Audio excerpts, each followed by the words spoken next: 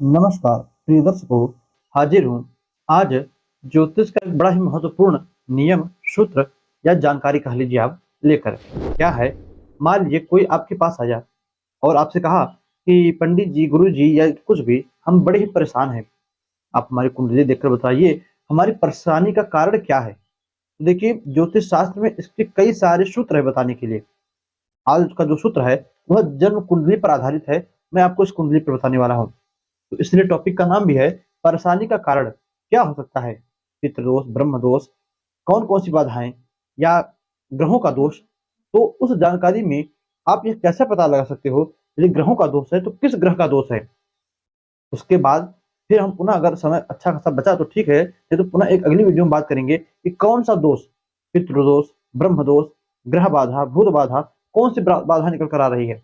आज का हमारा जो विषय है वह ग्रहों पर आधारित है। तो सबसे पहले यदि कोई आपसे प्रश्न करे तो आप उसकी जन्म कुंडली मांग लीजिए। यदि जन्म कुंडली ना हो तो उसका डेट ऑफ बर्थ का पूछ लीजिए, किस समय उसका जन्म हुआ है समय जान लीजिए, किस जगह जन्म हुआ है, सब पूछ कर। आजकल मोबाइल में भी काफी सॉफ्टवेयर आ रहे हैं, तो सॉफ्टवेयर से आप उसकी जन्म कुंडली बना लीजिए। जन्म कुंडली यदि ना हो, मान लीजिए डेट ऑफ बर्थ भी ना पता हो, कुछ ना पता हो, तब आप प्रश्न कुंडली बना लीजिए।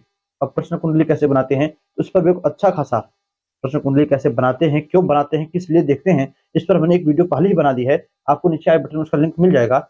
आप प्रश्न कुंडली पर उस वीडियो को देख लीजिएगा, आपकी सारी शंकाएं प्रश्न कुंडली से समाप्त हो जाएंगी। तो प्रश्न कुंडली बना लीजिए और उसमें देखिए कि क्या उसके लग्न जो है, जो पहला भाव है, उसमें कौन कौन से ग्रह बैठे हैं। पाप ग्रह हैं, अच्छे ग्रह हैं, खराब ग्रह हैं। यह सब देखने के बाद फिर देखिए उसकी कुंडली में चंद्रमा की स्थिति क्या है, क्योंकि कुंडली में 35% दोषों का, परेशानियों का कारण चंद्रमा ही होता है। क्यों? चंद्रमा हर सवा 2 दिन में अपनी राशि बदलती रहता है। हो सकता है उसके नाम राशि से या उसकी जन्म राशि से चंद्रमा छठवें, आठवें, 12वें भाव में बैठा हो, चंद्रमा अनिष्ट फल दे रहे हो कुंडली में। देखिए, चंद्रमा जो है मन के कारक है, तो हमें दुख सुख कैसे पता चलता है। हमारे मन का काम नहीं हुआ तो दुख, मन का हो गया तो सुख। तो चंद्रमा यदि अनिष्ट भाव में बैठे हों, छठे, आठवें, 12वें में बैठे हों, दुष्स्थानों में बैठे हों, तब ऐसी स्थिति में आपको परेशानी मिलनी ही मिलनी है। कब तक? उसकी भी तिथि निर्धारित है, कब तक? तो 2 से 3 दिनों तक, क्योंकि उसके बाद चंद्रमा राशि बदलकर दूसरे भाव में, दूसरी राशि में चले जाएंगे, आपकी वह परेशानी दूर हो जाएगी। तो सबसे पहले कुंडली में चंद्रमा की स्थिति देखिए, चंद्रमा कैसा है। फिर चंद्रमा के बाद नंबर आता है सूर्य का, क्योंकि कुंडली में 25 यानी 25% परेशानियों का कारण जो है सूर्य होता है। चंद्रमा 35, 25% 100 में से 25% परेशानियों का कारण सूर्य होता है। सूर्य भी 1 महीने में अपनी राशि बदलता है और हमारे आत्मविश्वास का, हमारे कॉन्फिडेंस का, हमारी अंतरात्मा का कारक है सूर्य। तो भैया जब कॉन्फिडेंस ही गड़बड़ हो जाएगा, तुम कोई भी काम प्रारंभ करे तो अच्छा खासा वो नहीं हमें रिजल्ट देगा, बीच में जाकर बिगड़ना ही बिगड़ना है। तो चंद्रमा को देख लिया, चंद्रमा सही है, तो सूर्य को देखिए। सूर्य की क्या स्थिति है, सूर्य नीच राशि में तो नहीं बैठे हैं, या सूर्य जो है आपकी जन्म राशि से, नाम राशि से छठे, आठवें, 12वें भाव में तो नहीं बैठे हैं। सूर्य आपकी नाम राशि पर जो है कोई खराब योग बनाकर, कोई जो है अशुभ योग बनाकर तो नहीं बैठे हैं। यदि ऐसी स्थिति मिले तो तुरंत सूर्य का उपाय कीजिए। और इसकी भी तिथि निर्धारित है कि 1 महीना, 1 से सवा महीने के बाद वह परेशानी आपकी दूर हो जाएगी, जब सूर्य राशि परिवर्तन कर लेंगे तब। इसी के बाद जो नंबर आता है वह है राहु और शनि। ये 2 ग्रह, किसी इन 2 ग्रहों को किसी से कह दो भैया राहु की महादशा चल रही है आपको, या शनि की 7.5 चल रही है, तो लोगों के मन में एक अजीब सा डर उत्पन्न हो जाता है, शनि की 7.5 है, बहुत परेशानी मिलेगी। जबकि ऐसा बिल्कुल नहीं है।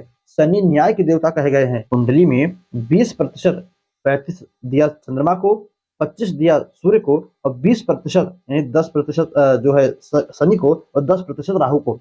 20% इन दोनों को मिला कि इन दोनों से भी कुंडली में जो है परेशानियां मिलती हैं। पहले चंद्रमा को देखा, सूर्य को देखा, वे दोनों ठीक रहे, तो राहु और शनि को देखिए। कहीं कुंडली में राहु और शनि की अंतरदशा महादशा तो नहीं चल रही, गुरु की अंतरदशा महादशा में राहु शनि की अंतरदशा महादशा तो नहीं चल रही, इसमें भी दिक्कतें मिलती है। कहीं शनि की 7.5 तो नहीं चल रही, चाहे नाम राशि से, चाहे लग्न पे, लग्न से भी देखिए शनि की 7.5 तो नहीं है, चाहे जन्म राशि से, किसी भी प्रकार से शनि की 7.5 चल रही है, तब अभी परेशानी मिलेगी। इसी के साथ साथ यदि राहु की महादशा चल रही हो, राहु की अंतरदशा चल रही हो, तो ऐसी स्थिति में भी यदि आप जो है चिकन इत्यादि खाते हो, फिश खाते हो, तब अभी दिक्कत मिलनी है। वैसे तो भाई मैं हमें यही कहूंगा कि मत खाइए, किंतु शनि की राहु की माफ कीजिएगा, राहु की 7.5 इत्यादि में तो मछली का सेवन बिल्कुल नहीं करना चाहिए, क्योंकि राहु जो है मछली के कारक होते हैं और आप उन्हीं का ही आहार कर रहे हो, खा जा रहे हो राहु को ही, तो दिक्कत तो मिलनी ही मिलनी है। तो दर्शकों 35-38% चंद्रमा को, 25% सूर्य को और 20% राहु और शनि को, इनकी महादशा अंतरदशा 7.5 में जातक को परेशानी मिलती है।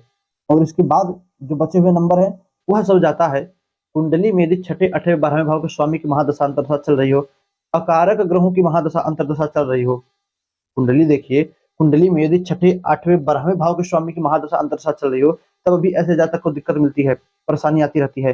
कुंडली में जो ग्रह अकारक हो, जो ग्रह मार्केस हो, दूसरे 7वें भाव के स्वामी हो, उनकी महादशा अंतरदशा चल रही हो, तब भी ऐसे जातक को दिक्कत मिलती रहती है। तो दर्शकों बड़ा ही महत्वपूर्ण यह सूत्र है, आप इसे कहीं नोट करके रख लीजिए। और किसी की जन्म कुंडली का अध्ययन करना हो, इस प्रकार से देखिए कि कौन सा ग्रह है जो उस जातक को सता रहा है, कौन सा ग्रह है जो कि उस जातक को परेशानी दे रहा है।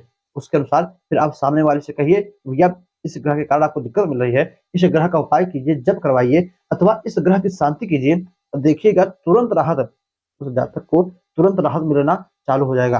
दर्शकों ग्रहों की स्थिति बड़ी ही प्रबल होती है कुंडली में, और बिना उनकी मर्जी से एक पत्ता भी, एक इंसान भी इधर से उधर नहीं हिल सकता। प्रभु अंतर्यामी है, भगवान है, नारायण त्रिदेव ठीक है, तो ग्रहों की भी स्थिति एक अपनी जगह सुटेबल है।